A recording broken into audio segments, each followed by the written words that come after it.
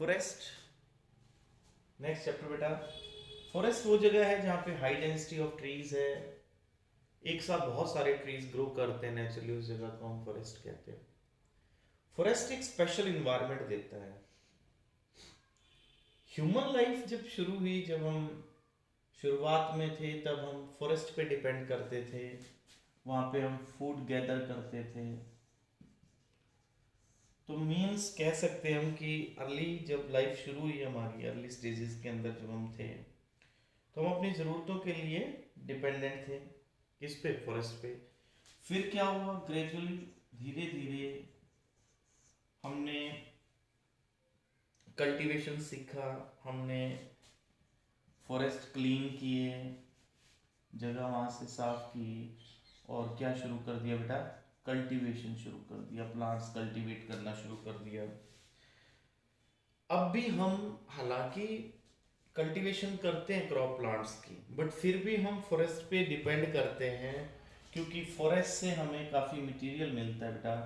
Forest से हमें medicine मिलती है, जैसे प्लांट से हम मेडिसिन के लिए डिपेंड करते हैं इस पे। इसके बाद है बेटा टिम्बर, फ्यूल, वुड।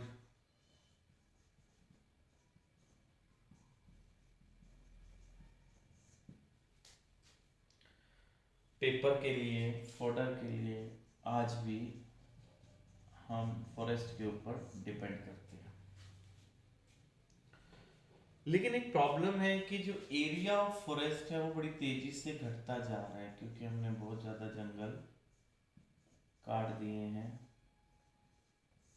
और अब हमने वहाँ पे रोड बना दिए हैं, हाईवेज बना दिए, रेलवे बना दिए, हाइड्रो इलेक्ट्रिक पावर प्लांट्स बना दिए। आज भी आपने पढ़ा है पहले कि अमेज़न जो है, अमेज़न फॉरेस्ट जिसको हम लंग्स ऑफ अर्थ भी कहते हैं, जो करीबन अर्थ पे 20% ऑक्सीजन सप्लाई देता है, जो साउथ अमेरिका में है, सबसे बड़ा जंगल जो है। अब बेटा फॉरेस्ट के अंदर के इन्वायरमेंट को अगर हम देखें, तो फॉरेस्ट में हमें दो तरह के फैक्टर्स मिलते हैं। फॉरेस्ट में हमें जो फैक्टर्स मिलते हैं उनमें एक तो मिलते हैं बेटा हमें बायोटिक फैक्टर्स, यानी जो लिविंग है। उसके बाद हमें मिलते हैं जैसे एबायोटिक फैक्टर्स। बायोटिक फैक्टर्स होते हैं बच्चों लिविंग फैक्टर्स, और एबायोटिक फैक्टर्स होते हैं जंगल के अंदर non living factors. Living factors में वहाँ कौन कौन है? लिविंग फैक्टर्स में बेटा जैसे वहाँ पे ट्रीज हैं, हर्ब्स, शर्ब्स, जैसे फंगी, जैसे वहाँ पे डिफरेंट एनिमल्स हैं, बैक्टीरिया है। तो ये सब किस कैटेगरी में आते हैं? जो लिविंग बींग्स हैं, प्लांट्स भी, एनिमल्स भी, डिकम्पोजर्स भी, ये सब किस में आ गए बेटा? लिविंग में। और नॉन लिविंग में, वहाँ पे नॉन लिविंग में जो कंडीशंस आती हैं, जो जैसे नॉन लिविंग में वहाँ पे एयर है, ह्यूमिडिटी है, सॉयल है, वहाँ पे टेम्परेचर है, ये सब किस में आ जाएंगे? नॉन लिविंग फैक्टर्स में। नाउ नेक्स्ट है लाइफ इन अ फॉरेस्ट। जंगल में जिंदगी कैसे रहती है? लाइफ इन द फॉरेस्ट, जंगल में शिकार और शिकारी दोनों होते हैं। तो एक टर्म यूज करते हैं हम यहाँ पे, फूड चेन। फूड चेन में जैसे ग्रास होते हैं, घास को कौन खाता है बेटा? डियर। डियर को कौन खाता है? जैसे लॉयन। ये जो मैंने रिप्रेजेंट किया है, ये कौन किसको खा रहा है, इसको कहते हैं बेटा फूड चेन। फूड चेन को कैसे डिफाइन करेंगे? Who eats whom, who eats whom, कौन किसको खा रहा है, this is called as food chain.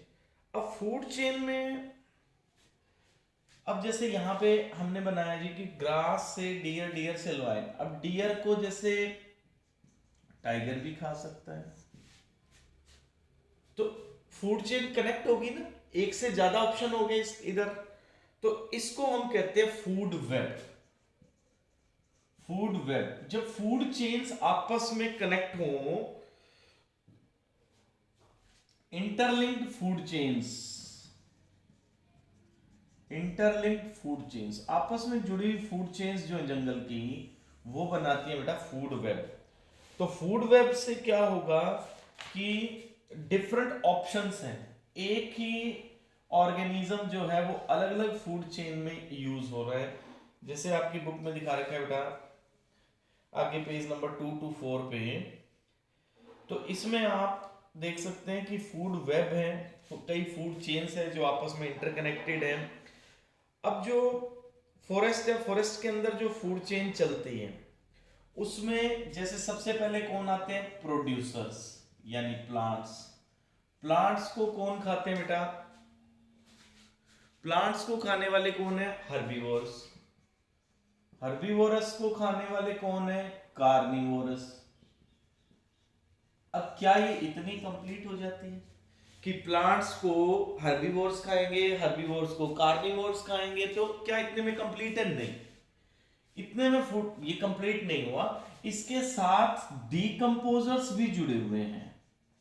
अब डीकंपोजर्स कौन है, जो डेड मैटर खाते हैं। अब बेटा जैसे कार्निवोर्स मर जाए, लायन मर जाए, उसके बाद उसका क्या होगा, क्या वो डेड बॉडी वहीं पड़ी रहेगी, नहीं, उस डेड बॉडी को एयर में जो बैक्टीरिया है, जो फंगी है, वो उस डेड मैटर को वहां से फिनिश कर देगा।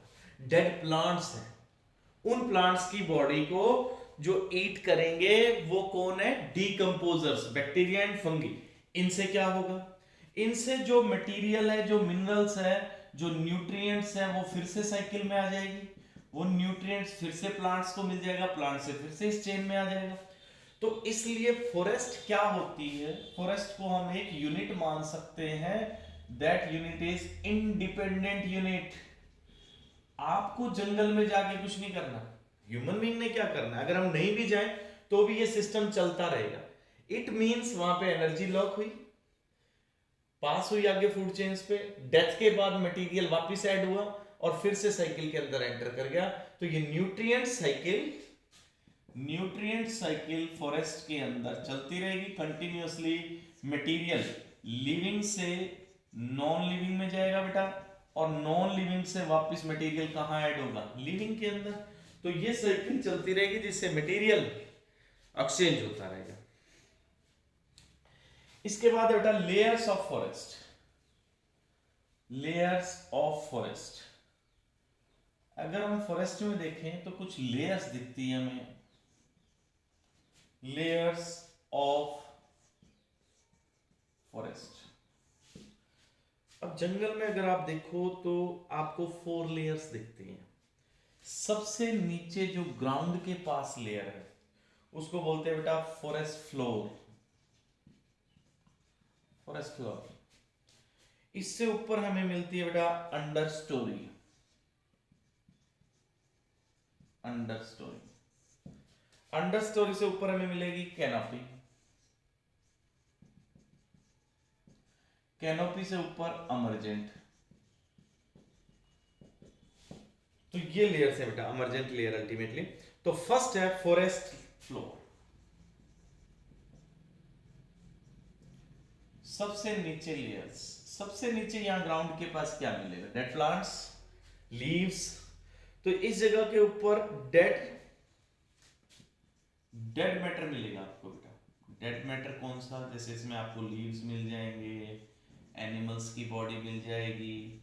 तो ये बेस वाली लेयर है, जमीन के बिल्कुल पास है। तो इससे क्या होता है, जो न्यूट्रिएंट्स हैं वो ऐड होते रहेंगे, nutrients are added to soil. अभी भी मैंने जो आपको बताया था कि इस लेयर में कौन काम कर रहा है, डीकंपोजर्स काम कर रहे हैं, वो डेड बॉडी को जो खा रहे हैं, जो मटेरियल को वापस मिट्टी में ऐड कर रहे हैं, जिससे वो आगे साइकिल में दोबारा आ जाए। इसके बाद जो सेकंड लेयर है बेटा अंडर स्टोरी, इसमें कौन है, छोटे प्लांट्स। छोटे प्लांट्स को हम क्या बोलते हैं, बिल्कुल छोटे प्लांट्स हो उनको क्या कहते हैं, हर्ब्स। उससे बड़े होंगे वो शर्ब्स। तो इसके अंदर हर्बल और शर्ब्स मिलेंगे बेटा। तो इसके अंदर जो मिलेंगे प्लांट्स वो ज्यादा हाइट के नहीं होंगे, living in shade of canopy. अब जो अपर लेयर है बच्चों कैनोपी, ये कौन सी लेयर है? जो ट्रीज हैं उनके पत्तों की वजह से नीचे डायरेक्टली सनलाइट नहीं आती। यहाँ पे जो ट्रीज हैं उनके क्राउन की वजह से, ये जैसे प्लांट्स हैं, ये इनके क्राउन यानी अपर पार्ट, ब्रांचेस और पत्ते आपस में जुड़े हुए हैं, उसकी वजह से यहाँ नीचे तक लाइट नहीं आ पाती। तो ये जो लेयर है ये कैनोपी है। ये किससे बनी है बेटा? इंटरवेंट ब्रांचेस से।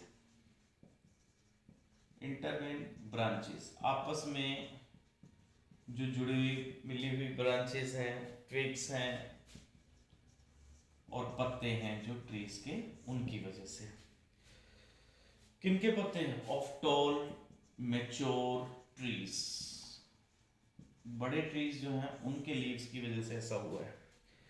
क्योंकि जब प्लांट्स, ट्रीज जब ग्रो करते हैं तो ऊपर अम्ब्रेला शेप स्ट्रक्चर आ जाता है बेटा, अम्ब्रेला शेप स्ट्रक्चर।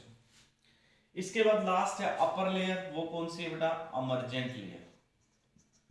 अमर्जेंट लेयर कौन सी? जो टॉप पे निकलती है। इसके अंदर कुछ ट्रीज होते हैं जो कैनोपी से भी ऊपर है।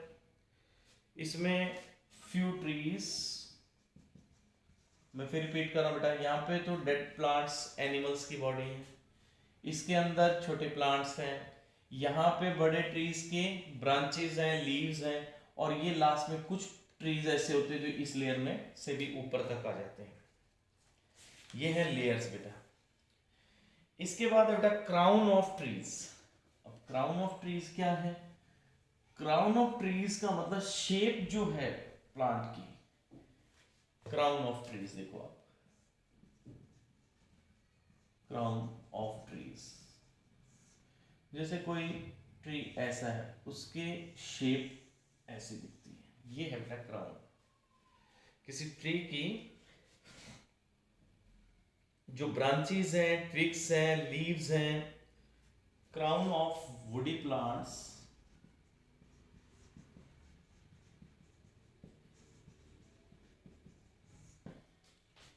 woody plants including their branches, their twigs and leaves from trunk or main stem।